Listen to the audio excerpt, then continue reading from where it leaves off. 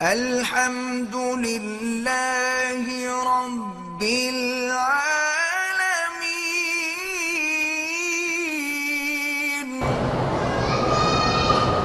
کھاد کی بوری جس کی قیمت نقد 100 اور ادھار میں 1000 اور ادھار میں 15، یہ جائز ہے۔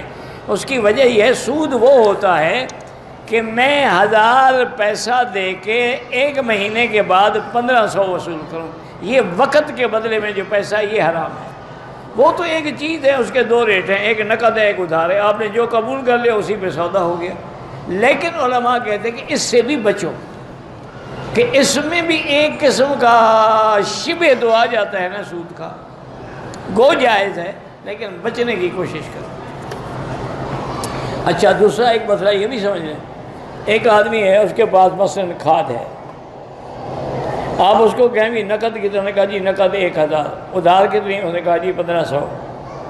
آپ کہیں ٹھیک ہے جی یہ پیسے 1000 دیں، وہ کہ نہیں میں نقد تو بیچتا ہی نہیں، میں تو صرف ادھار بیچتا ہوں، تو پھر حرام ہے، کرنا جائے۔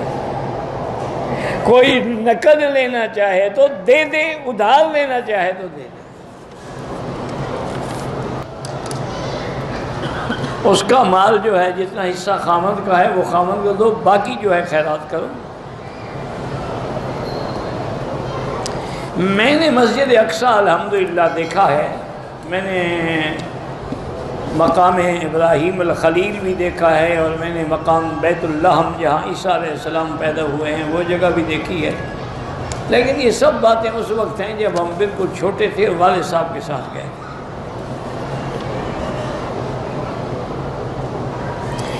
عورت کو پردہ چہرے کا کرنا چاہیے، نہیں پاؤں کا کرنا چاہیے۔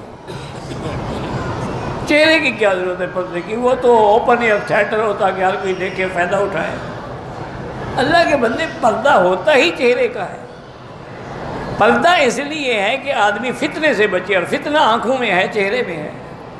اور اللہ نے حکم دیا کہ یدنین علیہن من جلابیبہن، اور پہلا پردہ یہ ہے کہ عورت گھر سے بھی نہ نکلے، وقرن فی بیوتکن۔ دوسرا پردہ یہ ہے کہ اگر کوئی باہر سے کھڑے ہو کے پکارے اذا سألتموہن فاسألوہن من وراء حجاب، پردے کے پیچھے کھڑا ہو کے بات کرے۔ اور تیسرا پردہ یہ بھی ہے کہ اگر کوئی غیر مرد بات کرے تو اسے نرم لہجے میں بات نہ کرے۔ اور چوتھا پردہ یہ بھی ہے کہ گھر میں خامند یا بھائی یا باپ نہیں ہے تو کسی کو آنے کی اجازت نہ دے۔ یہ سارے پردے کے احکام ہیں۔ ابھی تک 1400 سال گزر گئے ہیں، ابھی تک آپ کو یہ پتہ نہیں لگا کہ پردہ چہرے کا ہوتا ہے یا پاؤں کا ہوتا ہے۔